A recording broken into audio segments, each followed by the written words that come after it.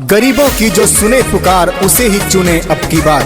वंचित शोषित वर्गों को झमेला मत समझना, रोजगार के साधन को इनके ठेला मत समझना। गरीबों, वंचितों, शोषितों की बुलंद आवाज हो, ईमानदार हो, इसलिए अकेला मत समझना, अकेला मत समझना। सुनाए चाचा चाची बतिया जानी तू भूलई हा, अब के बारी मिलके बढ़िया उम्मीदवार के ले आई हा। सुनाए चाचा चाची बतिया जानी तू भूलई हा, अब के बारी मिलके बढ़िया उम्मीदवार के ले आई हा।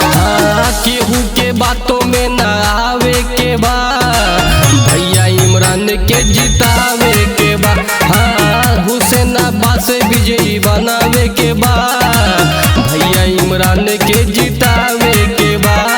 सोच को बदलिए, सितारा बदल जाएगा।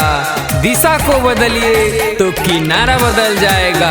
हमें दुनिया बदलने की कोई जरूरत नहीं, अपना एक वोट बदलिए तो नजारा बदल जाएगा, तो नजारा बदल जाएगा। गरीब मसीहा पे दिले ध्यान हो, गाँव के गले गले करिए भैया काम हो। जन जन के दिल में बाइन के पुकार हो, सेवा में रहे ले सुनो हर बार हो। ए चाची सुनी हो, गरीब मसीहा पे दिले ध्यान हो, गाँव के गले गले करिए भैया काम हो। जन जन के दिल में बाइन के पुकार हो, सेवा में रहे ले सुनो हर बार हो। ऐसन नेता हमने के चुने के बाटे भाई, सड़क नाला घरवा के विकास हो जाए। हाँ, चमचा घुसखोरी के भगावे के बा, भैया इमरान के जितावे के बा। हाँ, हुसैनाबाद से विजयी बनावे के बा, भैया इमरान के जितावे के बा। एक ही नारा, एक ही नाम, सबका साथ, सबका काम, सबका सम्मान। गरीबों की जो सुने पुकार उसे ही चुने अब की बार। राजनीति से भ्रष्टाचार साफ करें, इस गरीबों से इंसाफ करें।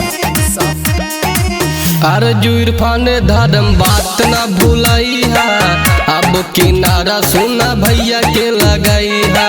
हरदम करस जनता के भलाई, इमरान सरफी भैया प्रधान चाहे, इमरान सरफी भैया प्रधान चाहे।